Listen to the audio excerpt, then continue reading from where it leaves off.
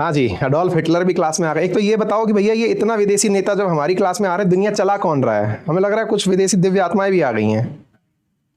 देखिए अब जरा चल जाए हमारा सेशन, कोशिश किए हैं बढ़िया सा,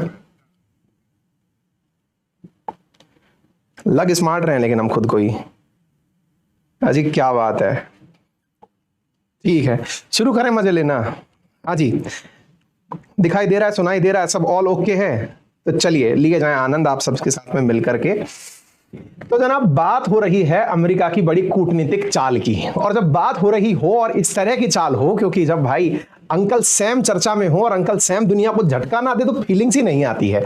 और ऐसी स्थिति में न्यूज निकल करके ये आ रही है कि इन्होंने सऊदी और रूस को चैलेंज करने के लिए एक तरीका अपना लिया है। अच्छा बाय द वे, आप ज्यादा इज्जत में हमें कहीं सम्मान देने निकल पड़े और निकलते निकलते कह दे गुरुजी आप तो आप पहले ही कह दिए थे, वही सब हो गया है, सुनना तो हम वही चाहते हैं लेकिन थोड़ा स्मार्टनेस दिखा रहे हैं। मुद्दा यह है कि आपको तीन किरदार बहुत अच्छे से पता है। कौन कौन से किरदार पता है? बाइडेन पता है, पुतिन पता है और किंग सलमान पता है। इनके बारे में यह भी बहुत अच्छे से पता है कि इन दोनों लोगों ने मिलकर के बाइडेन को बहुत दुखा लिया है। दुखा काहे लिया भैया? दुखा इसलिए लिया है क्योंकि तेल दुनिया की सबसे बड़ी दिक्कत है और इस तेल को यही दो लोग अपने हाथ में कंट्रोल किए हुए हैं। एक है ओपेक के नेता और एक है ओपेक प्लस के नेता। हालांकि बाइडेन ने इन दोनों को तरह तरह से समझाने की कोशिश करी कि भैया दुनिया में महंगाई बढ़ेगी, अमेरिका का विश्वास उतर जाएगा लोगों के मन पे से। लोग माने नहीं। इन दोनों ने मिलकर के खूब तंग कर लिया। अमेरिका को अचानक याद आया कि यार एक तेल का खजाना छोड़ के आए थे हम कहीं। कहां छोड़कर आए थे? एक देश था जिसका नाम था वेनेजुएला, जिसके ऊपर हम लोग मिलकर पाबंदी लगा दिए थे। तो चलो उसको वापस टटोल लिया जाए। और बाय द वे हमको ज्यादा ना अपने आप के ऊपर प्राउड करने की जरूरत है नहीं, क्योंकि हम तो खैर बहुत ही डाउन टू अर्थ आदमी हैं। हम तो बहुत पहले अनाउंस कर दिए थे, आपको याद है हमने आपको कहा था कि इंडिया ने एक ऐसा दाव चला है जिससे कि पश्चिमी देशों को बड़ा झटका लग सकता है। कुछ ध्यान आ रहा हो तो आपको याद होगा कि रूस का विकल्प बनाने की तैयारी इंडिया ने वेनेजुएला की थी। और जब ये तैयारियां चल रही थी तब हमने आपको उसी समय बताया था कि अमेरिका कुछ ऐसा प्लान कर रहा है ना जी, कि कुछ दिनों बाद संभव है कि इंडिया से पहले अमेरिका वेनेजुएला में तेल निकालने पहुंच जाए। अब हमको क्या है ना, एविडेंस दिखाने की आदत है। एविडेंस के रूप में हम आपको सेशन का वो दिखा दिए, लेकिन जो लोग कुछ पुराने हैं, क्योंकि 5 दिन पहले हम सेशन किए थे आपके सामने, इसको दिखा दिए। इन केस इसके बावजूद भी आप में से अगर किसी को यकीन ना हो तो हम आपको वो प्रॉपर सेशन चला के दिखाएंगे। कारण ये है ना गुरु, क्योंकि इस समय ट्विटर पर ट्रेंड कर रहा है वेनेजुएला नंबर 2 पर। शी जिनपिंग ट्रेंड कर रहे थे, उनका सेशन हम रात को निपटा दिए। अब आपके सामने वेनेजुएला क्यों ट्रेंड कर रहा है आज के सेशन में हम आपको वो बताने वाले हैं। अब इनके ट्रेंडिंग की जो घटना है वो किस प्रकार से निकल कर आई है, ये सारी बातें आपको बताएं, क्योंकि अल्टीमेटली हमने पश्चिमी देशों के संदर्भ में आपको जो भारत का रेफरेंस बताया था, उस रेफरेंस को इस वीडियो के माध्यम से सुनाना चाहेंगे ताकि आप हमें अंदर भी देखें और बाहर भी देखें। एक जरा वीडियो सुनिए। अबे अमेरिका वालों, अब तो थोड़ी इज्जत बचा लो। बोले क्यों? बोले तुमने सऊदी से कहा था कि ओपेक प्लस के अंदर जो तुमने 2 मिलियन बैरल प्रति दिवस तेल कटौती की बात की थी, वो क्या तुम्हारी बात मान रहा है? बोले नहीं यार, वो तो इनकार कर दिया है। बाइडेन को याद दिलाया गया, तुम्हें याद है तुमने कुछ ही दिन पहले जो वहां के किंग सलमान हैं उनके लिए कहा था कि मैं तुमको आरोपों से मुक्त करता हूं। तुमने पत्रकार की हत्या की, फिर भी मैं तुमको फ्री करता हूं। उदाहरण में आपने मोदी जी को कोट किया। अरे समझ में आता है। अरे बाइडेन, तुम्हारा यह प्रयास भी वेस्ट हो गया। कम से कम एमबीएस ने तो लोकतंत्र की हत्या की थी, एक पत्रकार को मारा था। वेनेजुएला ने तो ऐसा कुछ नहीं किया था। अपनी अब तो इज्जत बचा लो। बोले तरीका क्या होगा? बोले तरीका कुछ नहीं, तुम्हारी ओपेक प्लस बात सुन नहीं रहा। इंडिया चाइना रशिया से तेल मांगना कम नहीं कर रहे, कम से कम वेनेजुएला को ही ढील दे दो। कम से कम वही दुनिया को सस्ता तेल उपलब्ध करा देगा।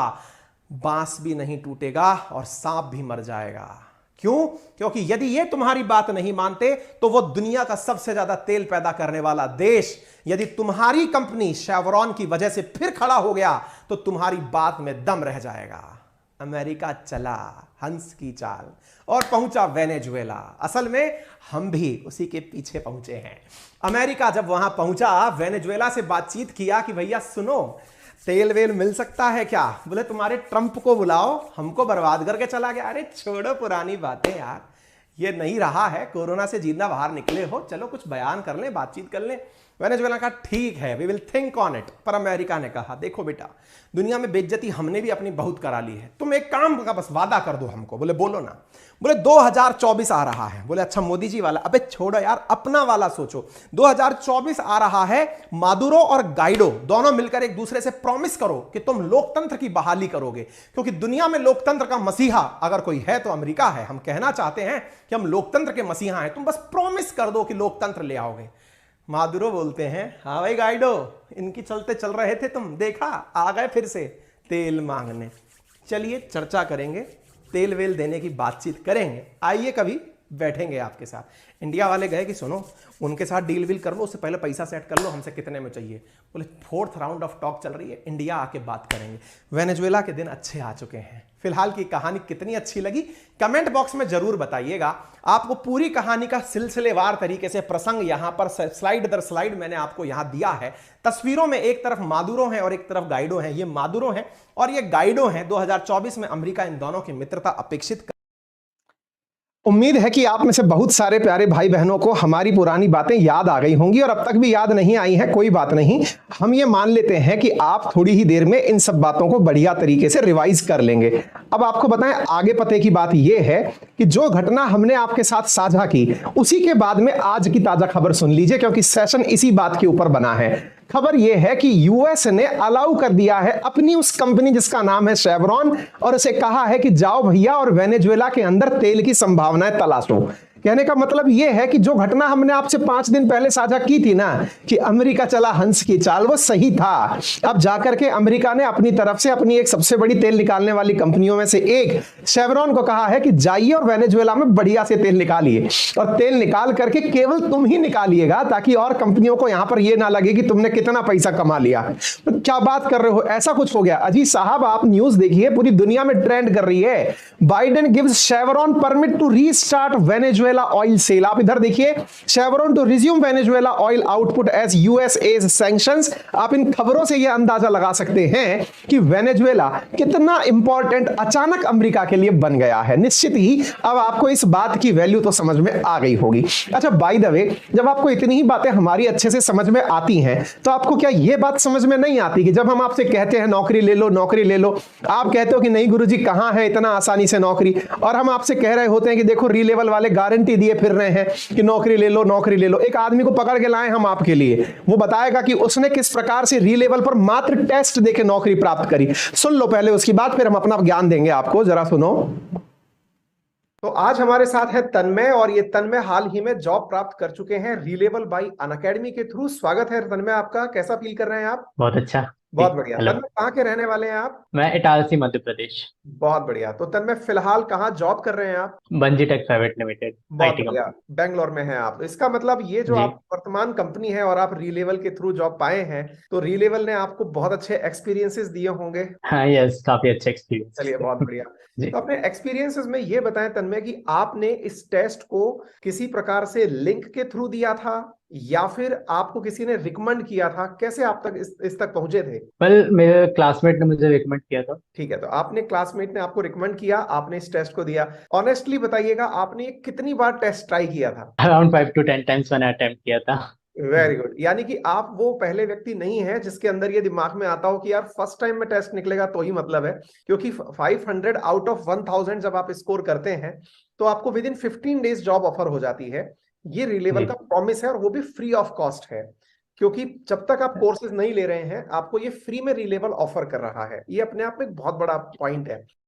अच्छा, आपको टेस्ट क्वालिफाई करने के कितने दिन के भीतर कंपनियों ने ऑफर देना शुरू कर दिया था? प्रोसीजर तो स्टार्ट हो जाती है स्टार्टिंग से, एंड अराउंड 2 वीक्स के अंदर कंक्लूड हो जाती यानी कि आपको 2 वीक यानी लगभग 15 दिन के भीतर भीतर जिस वर्तमान कंपनी में आप काम कर रहे हैं उसमें आपको जॉब मिल गई। तन्मय आपका है। बहुत बहुत धन्यवाद, क्योंकि आपकी वजह से, आपके जो तरीके हैं बताने के, उसकी वजह से बहुत सारी ऑडियंस आज ऐसी है जो खुद भी मोटिवेट होगी कि भविष्य में उन्हें भी आपकी तरह जॉब मिले। थैंक यू सो मच तन्मय अपना एक्सपीरियंस शेयर करने के लिए। Thank you. इसका मतलब यह हुआ कि अब आपको ना हमारी दोनों बातों पर बिलीव हो जाना चाहिए। जहां एक और हम दुनियादारी की बातें आपसे बड़ी कॉन्फिडेंस से करते हैं, वहीं आपके काम की भी एक बात बहुत काम से करते हैं, और उसका नाम है रीलेवल बाय अनअकैडमी, जिसका फ्री काउंसलिंग सेशन, जो ज्ञान हम आपको दे रहे हैं, इसके बारे में अगर क्रॉस चेक करना चाहते हैं ना, तो कमेंट बॉक्स में एक लिंक दिया है, जहां जाकर के अपने आप का मुफ्त में बातचीत करने के लिए एक सेशन बुक कर लीजिए, जिसपे कम से कम आपको एक वो आदमी जो ज्ञानी है दूसरी तरफ बताएगा कि आप कौन सी नौकरी के लिए बने हैं, वो आपका इंतजार कर रहा है। अभी जाइए, लिंक डिस्क्रिप्शन और कमेंट बॉक्स में पिन किया हुआ है। अब थोड़ी अपनी तारीफ में बखान और कर लेते हैं। आपको याद होगा कि हमने ये जितनी भी बातें वेनेजुएला के बारे में कही थी, इसको अमेरिका ने परमिशन कैसे दी, क्या कुछ हुआ, ये सारी बातें आपके सामने सिलसिलेवार तरीके से रखते हैं। लेकिन कुछ भाई बंधु हमारे ऐसे हैं जो हमारे पुराने सेशंस में नदारद रहे होंगे, तो उनकी याददाश्त को ताजा करने के लिए थोड़ा सा ब्रीफ पुरानी बातें याद दिला देते हैं। देखिए, धरती गोल है और इस गोला पर ना एक देश है जिसका नाम है वेनेजुएला, और वो पाया जाता है दक्षिण अमेरिका के उत्तरी भाग की तरफ, और उसकी एक बहुत बढ़िया सी झील है जिसका नाम है मराकाइबो, और उस मराकाइबो झील के नीचे की तरफ तेल पाया जाता है, और इतना तेल पाया जाता है, क्या बताएं कितना तेल पाया जाता है, चलिए बता ही देते हैं। इतना तेल पाया जाता है कि वो दुनिया का नंबर 1 तेल दाता है। लेकिन तेल भाई साहब उसका बड़ा भारी है। अब तेल भारी है तो भारी तेल को निकालने के लिए मशीनें उसके पास है नहीं। अब भारी तेल को निकालने के लिए मशीनें लगती हैं अमेरिका वाली मशीनों को ये बुलाना नहीं चाहते, क्योंकि इन पर प्रभाव है रूस का प्रभाव यूं है क्योंकि इनकी सरकार को ऐसा लगता है कि तेल तो हमारा है, तो हम कंपनी की बात क्यों माने। एक बार भाई साहब मोटिवेट होकर के उन्होंने कंपनी वालों को भगा दिया, कहा कि तुम अमेरिका वाले हो, तुम चले जाओ यहां से, हम तो पूरी तरह से रशिया के साथ में रहना चाहते हैं। भाई भगा क्या दिए, इनके ऊपर अमेरिका ने सैंक्शन टिका दिए। वो नहीं हुए थे अपने एक बहुत ही जबरदस्त व्यक्ति थे जिनका नाम डोनाल्ड ट्रंप हुआ था, वो डोनाल्ड ट्रंप इनके ऊपर गुस्सा खाकर सैंक्शन वैंक्शन मार दिए। हालत ये हो गई कि इनकी महंगाई जो है वो कईयों लाख गुना बढ़ गई है। यानी कि ऐसा हो गया है ना कि ये मतलब सब्जी वब्जी भी खरीदने लेके जाते हैं तो लाखों रुपए के हिसाब से सब्जी खरीद के लाते हैं। खैर, दूसरे की फटी हाल पर क्यों हंसना। फिलहाल के लिए हम इतना बता दें कि इसके दिन फिर से सुधर रहे हैं। सुधरने का कारण क्या है ना जी, कि बाइडेन को लगता है कि बहुत तरीके से हमने सबको समझा लिया। अच्छा, किनको समझा लिया बताएं एक बार, चलिए आपको एक एक करके सारी घटना को सिलसिलेवार तरीके से बताते हैं।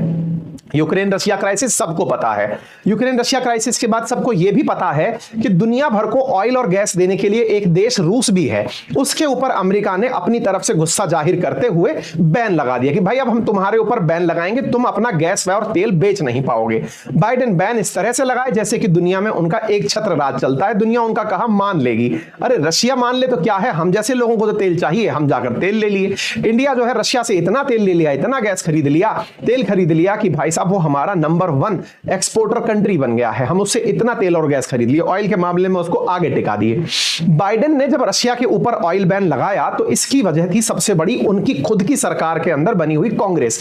आपको मालूम होगा अमेरिका के अंदर एक कांग्रेस होती है, वो कांग्रेस इन पर प्रेशर डाली थी कि बाइडेन वाह कुछ तो डिसीजन लो, तो इन्होंने भावनाओं में बहकर के डिसीजन ले लिया। अब भावनाओं में बहकर डिसीजन ले तो लिया, लेकिन यह डिसीजन इनको उल्टा पड़ गया। क्यों? क्योंकि दुनिया में महंगाई बढ़ने लग गई। कारण यह था कि इन्होंने बैन तो लगाया लेकिन दुनिया को कोई अल्टरनेटिव नहीं दिया कि अगर रशियन ऑयल बैन हो गया तो कहीं से तेल मिलेगा कहां से। जब अल्टरनेट नहीं दे पाए तो ऐसी स्थिति में इनके सामने बड़ी मुसीबतें आ गई। मुसीबतें यह आ गई कि इन्होंने तेल की पाबंदी लगाई तो सही, लेकिन तेल की सही मायने में पाबंदी हो नहीं पाई। कारण जिनसे ये उम्मीद रखते थे वो थे ओपेक कंट्री। उन्होंने ये बात मानने से ही इनकार कर दिया कि अगर आप रशिया पर तेल की पाबंदी लगाएंगे तो हम उत्पादन बढ़ा करके दुनिया में प्रोडक्शन को पूरी तरह मेंटेन कर लेंगे। उन्होंने माना ही नहीं। ऐसी स्थिति में रशिया और अमेरिका के बीच की चल रही खींचतान को ओपेक प्लस ने और ज्यादा संकट में तब डाल दिया जब उन्होंने भी साथ साथ मिलकर यह कह दिया कि आपने भले ही रूस के ऊपर तेल की पाबंदी लगाई हो, लेकिन हम खुद से खुद पर पाबंदी लगाना चाहते हैं और हम खुद से ही प्रतिदिन 2 मिलियन बैरल तेल प्रोडक्शन कम करना चाहते हैं। इससे तो भाई साहब बाइडेन के पसीने आ गए। बाइडेन इस बात को मनाने के लिए सऊदी के जो किंग हैं सलमान, इनके पास मिलने के लिए खुद चले आए।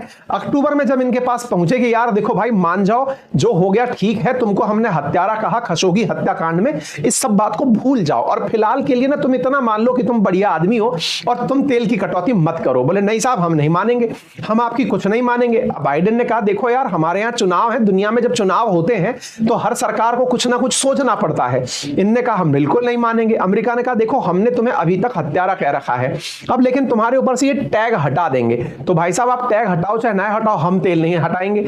ऐसी स्थिति में अमेरिका ने सब तरह के प्रयास करिए। अमेरिका ने खुद के ऑयल रिजर्व्स भी बेच बेचकर दुनिया में तेल की बढ़ोतरी की, ताकि कि किसी तरह से प्राइस कंट्रोल में रह जाए। हो ना पाया भाई साहब। जब हो ना पाया तो इस तरह से अमेरिका ने सोचा कि सऊदी किंग को थोड़ा सा बेनिफिट पहुंचाते हैं, उनकी इज्जत बढ़ाते हैं।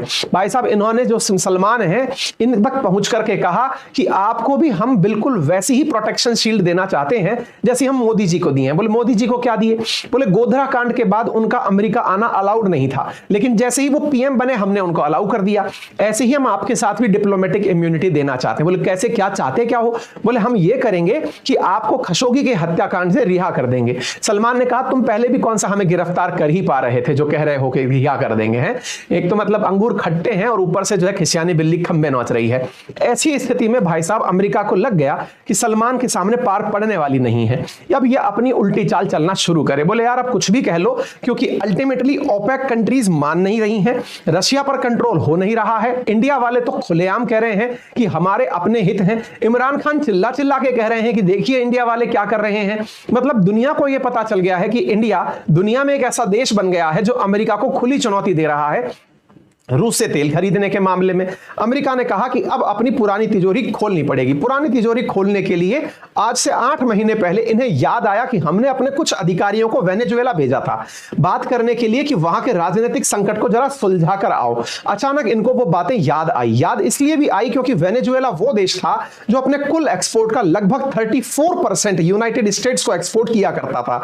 तो भाई साहब उसके पास की यादगार में इनको भेजा गया अपने अधिकारियों को। वेनेजुएला के पास दुनिया के सबसे ज्ञात तेल के भंडार है। यह वही वेनेजुएला है जहां पर सरकारी संघर्ष को देखते हुए, क्योंकि यहां पर मादुरो की सरकार है और गाइडो के साथ में यहां पर अमेरिका का समर्थन है। मादुरो वर्तमान में आगे राष्ट्रपति हैं और गाइडो वो व्यक्ति हैं जिन्हें अमेरिका ने राष्ट्रपति घोषित कर रखा है। वर्तमान में जो अपने आप को राष्ट्रपति मानता है या फिर राष्ट्रपति के पद पर जिसका नाम है वो मादुरो ही है, लेकिन वेस्टर्न वर्ल्ड जो है वो मादुरो की जगह गाइडो को मानता है। मादुरो और गाइडो की यही लड़ाई चल रही थी अमेरिका की वजह से। अमेरिका को लगा इन दोनों के बीच में पहले सुलह कराते हैं और इनके पास से तेल निकालते हैं। इनका तेल जब मार्केट में आएगा तो अपने आप ओपेक के ऊपर से संकट हट जाएगा। ओपेक का चाहे जो करना हो वो सब साइड हो जाएगा। इसी कारण से अमेरिका ने इन दोनों किरदारों मादुरो और गाइडो के बीच में दोस्ती कराने का निर्णय लिया और कहा कि हमने जो तुम्हारे अकाउंट में पैसे दबा के रखे हैं, आप देख सकते हैं डोनाल्ड ट्रंप का 2019 का यह ट्वीट है जिसमें वो कह रहे हैं कि हम वेनेजुएला के लोगों को बड़ा परेशान देखते हैं, इसी कारण से हम इनका सारा फंड जो अपने पास जमा है वो तो होल्ड कर ले रहे हैं, क्योंकि मादुरो जब तक हटेंगे नहीं वेनेजुएला के दिन सुधरेंगे नहीं। ऐसी स्थिति में मादुरो जो है वो वेनेजुएला के अंदर राष्ट्रपति बने रहे। गाइडो को कुछ भी नहीं मिला। ट्रंप का सारा प्रयास जितना भी था उन्होंने वहां से जो शेवरॉन नामक कंपनी थी उसको भी बुला लिया। शेवरॉन वही कंपनी जो अमेरिका की प्रतिष्ठित कंपनियों में से एक है, तेल निकालने वाली कंपनियों में से। ऐसी स्थिति के अंदर जब ये सारे प्रयास चल रहे थे, इसी बीच में अमेरिका के सारे प्रयास पैरेलली और तरीके से ऑन हो गए और ऑन होते हुए उन्होंने क्या किया, वेनेजुएला जो अधिकारी अपने भेजे थे उनसे कहा कि देखो यार इनको समझाओ मादुरो को कि हमारी थोड़ी सी इज्जत रख ले बस। बोले बताओ कितनी इज्जत रखनी है तुम्हारी? बोले इतनी इज्जत रख लो कि दुनिया के सामने यह कह दो कि हम गाइडो से बातचीत करने के लिए तैयार हैं। अगर बातचीत करने के लिए तैयार हो, यदि ये कह दोगे, और अच्छा जिनको ये सब ऊपर से जा रहा है ना कि चल क्या रहा है मादुरो और गाइडो, ऐसी स्थिति में वो हमारा 5 दिन पुराना वाला सेशन देख ले। हम अपनी टीम से कहेंगे कि वो रिकमेंडेशन में या एंड स्क्रीन में आपको वो चीज डाल दें ताकि आप वहां से उसे देख लो। तो अब सीन ये है ना कि यहां के जो मादुरो हैं उन्होंने अमेरिका के कहने पर यह कहा ठीक है हम गाइडो से बातचीत कर लेंगे और 2024 में मोदी जी के साथ चुनाव में उतर जाएंगे। कहने का मतलब यह है कि हम दोनों मिलकर के यहां पर लोकतंत्र की बहाली का प्रयास करेंगे। आप बस इतना सा कमिटमेंट दे दो कि जो पैसा हमारा होल्ड करके रखे हो ना उसको रिलीज कर दोगे। अमेरिका ने कहा तथास्तु, तुम्हारा भी इज्जत रह गया और हमारा भी इज्जत रह गया। यानी मादुरो आने वाले 2024 तक राष्ट्रपति बने रह गए और इस बीच में जो इनका रिजर्व फंड था उसमें से अमेरिका ने फंड रिलीज करने की बात कर दी। यही कारण है कि अभी ताजा तरीन ब्रेकिंग खबर यह है कि बाइडेन ने जो अपनी कंपनी शेवरॉन है इसको परमिट कर दिया है कि जाओ और वेनेजुएला के अंदर से तेल निकालो और बेचो। आपको समझ में सब आ जाना चाहिए कि अमेरिकन कंपनी वेनेजुएला पहुंच रही है। यह वही कंपनी है जिसको ट्रंप भगा करके अमेरिका ले आए थे। यह वही कंपनी है जो कि प्रोटेस्ट के नाम पर वेनेजुएला छोड़ करके चली आई थी। उम्मीद है कि आपको यह बात समझ में आ रही होगी। ये तस्वीरें हैं, ये कुछ मैं आपके सामने न्यूज दिखाई दे रही है जिसमें आप देख रहे हैं कि Venezuela government opposition reach an agreement to establish humanitarian fund to resolving political crisis.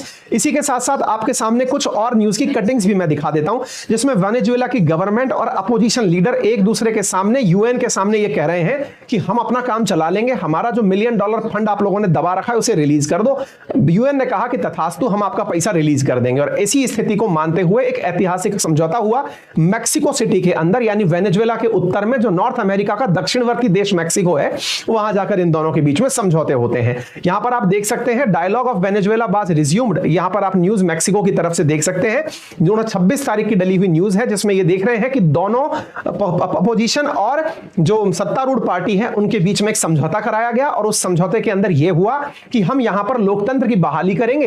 एक तरह से अमेरिका की बात रखने के लिए सारी बातें हुई हैं, क्योंकि अमेरिका को इन तस्वीरों के माध्यम से दुनिया को यह दिखाना था कि हमने लोकतंत्र की बहाली के लिए वेनेजुएला में जो प्रयास किए थे वो सही निकले, और उन प्रयासों के चलते ही ये लोग टेबल टॉक करने के लिए तैयार हुए हैं।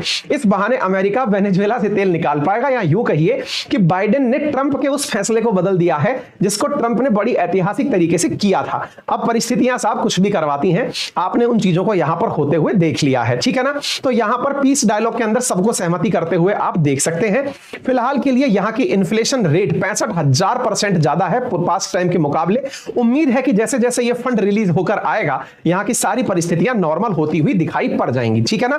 अच्छा, इस बीच में आपको क्या लगता है कि किसी और देश ने इस तकनीकी रूप का उपयोग करने के बारे में नहीं सोचा था क्या? सोचा था। यूरोपियन यूनियन वाले जब रशिया से तेल नहीं लेना चाह रहे थे, रशिया के ऊपर लगातार सैंक्शन लगाए जा रहे थे, उस समय इनके दिमाग में ख्याल आया था। क्या ख्याल आया था? कि हम वेनेजुएला से तेल ले लेते हैं। वेनेजुएला स्मार्ट निकला, उसने कहा तुमको तो कतई नहीं देंगे, क्योंकि अंकल सैम ने हम पर प्रतिबंध लगाया हुआ है, पहले वही प्रतिबंध हटाएगा तो तेल देंगे। वेनेजुएला की किस्मत अच्छी निकली, उनके ऊपर से प्रतिबंध अब हटते हुए दिख रहे हैं। लेकिन अमेरिका में ही जो ट्रंप की पार्टी के नेता हैं वो इनका विरोध कर रहे हैं, कह रहे हैं कि बाइडेन बिक गए। बोले बाइडेन बिक कैसे गए? बोले बाइडेन ने शेवरॉन नामक कंपनी को परमिशन इसलिए दी है क्योंकि केवल एक ही कंपनी को परमिशन देना दर्शाता है, यहां तो सीधी सीधी करप्शन की बू आ रही है। अमेरिका को परमिशन देनी चाहिए थी तो और भी बड़ी कंपनियों को परमिशन देनी चाहिए थी, केवल एक आध कंपनी को ही परमिशन देकर के बाइडेन ने काम क्यों किया? अब ये वाली बात तो वाकई में पूछने लायक है। फिलहाल के लिए सारा काम अपने अपने रास्ते हो गया है। हम तो केवल इस बात से खुश हैं कि हम लोग भी बहुत दूरदर्शी निकले, हम लोग भी बहुत पहले पहचान गए थे कि क्या होने वाला है। अजय, हम तो उड़ती हुई चिड़िया देख के बता देते हैं कि दाना कहां से चुग के आ रही है। जब 8 महीने पहले अमेरिका वाले वेनेजुएला गए थे ना, हम तब समझ गए थे कुछ तो होगा। तभी तो 22 नवंबर की जो ये खबर है, जिसको हमने आपको 23 नवंबर को कवर किया था, कि भारत के कुछ अधिकारीगण वेनेजुएला जाकर बात करके आए थे कि भाई साहब तेल चाहिएगा हमको। वेनेजुएला समझ गया था कि तुम खुशबू सूंघ लिए हो, और हम खुशबू समझ गए थे। संभव है कि अगर एक तरफ से रशिया के ऊपर प्राइस कैप यूरोपियन यूनियन 5 दिसंबर से लगाएगा, तो उसी स्थिति में हम लोग वेनेजुएला से जाकर के कुछ ना कुछ डील कर लेंगे। इतना पेशेंस के साथ हमें सुनने के लिए, तमाम तरीके से परिस्थितियों में, बिगड़ी हुई स्थितियों में भी सुनने के लिए आप सभी का दिल की असीम गहराइयों से धन्यवाद। और जो हम आपसे कहे थे ना कि वो काउंसलिंग सेशन बुक कर लीजिए, एक बार ट्राई करके देखिए रिलेबल बाय अनअकैडमी का वो तरीका, जिसमें आपको केवल एक लिंक पर क्लिक करके आपको फ्री काउंसलिंग तो मिलती ही है, एक टेस्ट देने पर 15 दिन के भीतर भीतर नौकरी मिल जाती है। टेस्ट एकदम फ्री है भाई, ट्राई करने में क्या जाता है। इस कंटेंट की पीडीएफ मैं अपने टेलीग्राम चैनल अंकित अवस्थी सर, जो कि वेरीफाइड अकाउंट है, उस पर आपके साथ साझा कर दूंगा। फिलहाल के लिए इतना ही, बहुत बहुत धन्यवाद।